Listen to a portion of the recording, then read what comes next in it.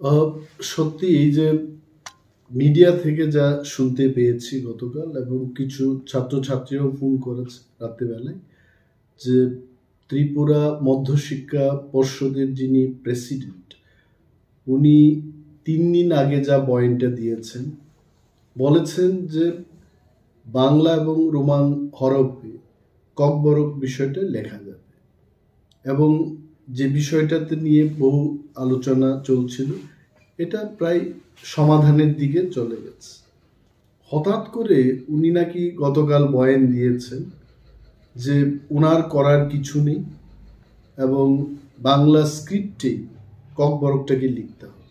উনি যে এই ইউটার্নটা নিয়েছেন, ইট ইজ দুর্ভাগ্যজনক, এবং আমি মনে করি পার্সোনালি, আগেও বলেছি, যেটা আমাদের রাজ্যের আইন শৃঙ্খলার অবনতির একটা কারণ হয়ে দাঁড়াতে পারে।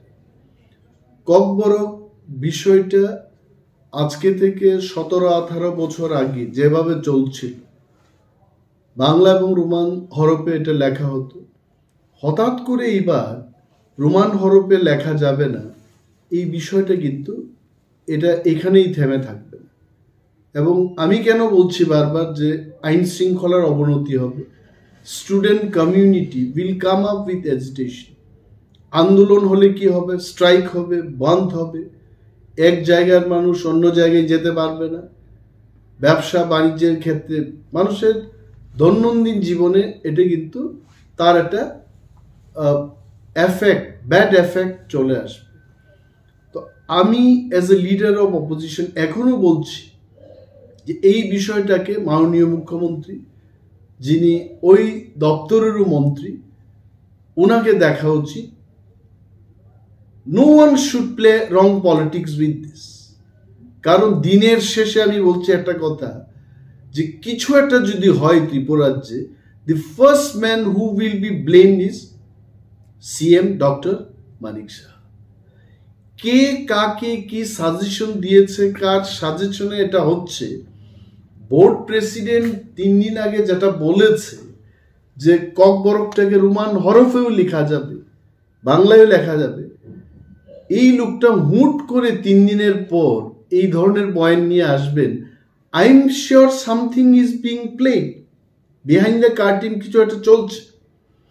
কিন্তু আন্দোলনের পরিণতি এবং আইন শৃঙ্খলার অবনতির কারণ, এই দায়ভারটা কার কার ঘাড়ে চাপবে, এটা তার জন্য কিন্তু সরকার এবং মাননীয় মুখ্যমন্ত্রী দায়ী থাকবে। আমার মনে হয় it is my suggestion to the government, my humble suggestion. আমি গভর্নমেন্টকে, আমি সেই ব্যক্তি নই যে গভর্নমেন্টকে সঠিক বা সাংঘাতিক কিছু পরামর্শ দিতে পারবো, কিন্তু আমার মনে হচ্ছে যে মাননীয় মুখ্যমন্ত্রী এই বিষয়টাকে গুরুত্ব দিয়ে দেখে যেভাবে আগে চলতো ওইভাবেই করলে পরে কিন্তু ভালো হবে।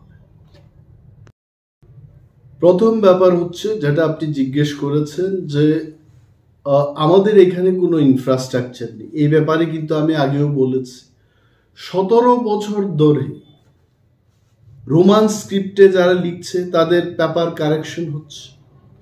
তাহলে ওই টিচাররা কোথা থেকে আসলো তখন? এই 17 বছরের যে ধারাবাহিকতা, এটাই প্রমাণ করছে যে আমাদের কাছে ইনফ্রাস্ট্রাকচার রয়েছে।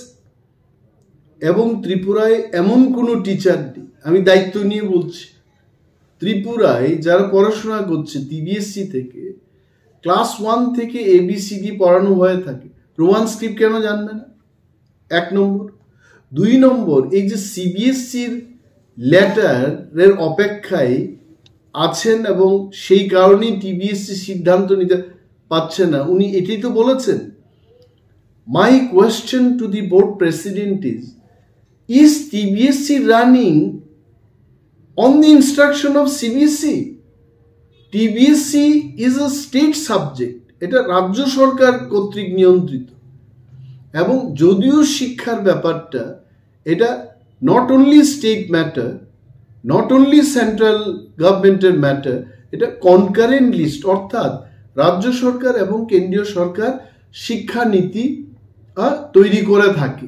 Both the government, they consult each other and do, but Kokborok being the language only in Tripura, এই ব্যাপারটা কেন্দ্রীয় সরকারের চাইতে রাজ্য সরকার আরো ভালোভাবে বুঝছে, এবং ককবরকটা তো আর কোথাও করা হয় না। টিবিএসসির স্বতন্ত্রতা এবং তার সিদ্ধান্ত নেওয়ার ক্ষমতা রয়েছে বলেই 17 বছর 18 বছর ধরে এই ককবরক সাবজেক্টটা বাংলা এবং রোমান স্ক্রিপ্টে লিখে আসছে ছাত্রছাত্রীরা। তাহলে কেন সভাপতি বলবেন যে এই বিষয়টার জন্য সিবিএসসির চিঠির উত্তরের অপেক্ষায় থাকবেন? It is absolutely baseless. আমি আবারও বলছি যে মাননীয় মুখ্যমন্ত্রী, যিনি দপ্তরের ভারপ্রাপ্ত মন্ত্রী, আজকে রাজ্যে যদি আন্দোলন হয় এটাকে নিয়ে, জনজীবন হেস্তনেস্ত হবে, হতে পারে আমি বলছি। আর যদি হয়, if anything goes wrong in this state, who will be responsible for this? CM এবং যারাই ওনাকে সাজেশন দিচ্ছে। I don't know, everything was all right 3 days before. সম্পূর্ণ people started welcoming, appreciating the government, appreciating the honourable CM. হঠাৎ করে এই জায়গায় আবার ওনারা চলে যাবেন, এটা কিন্তু দেখার ব্যাপার আছে। My appeal, my humble suggestion to the government is, আগের যে প্রথা ছিল সেই প্রথাটিতে চালু থাকুক, এটাই আমার বক্তব্য থাকে।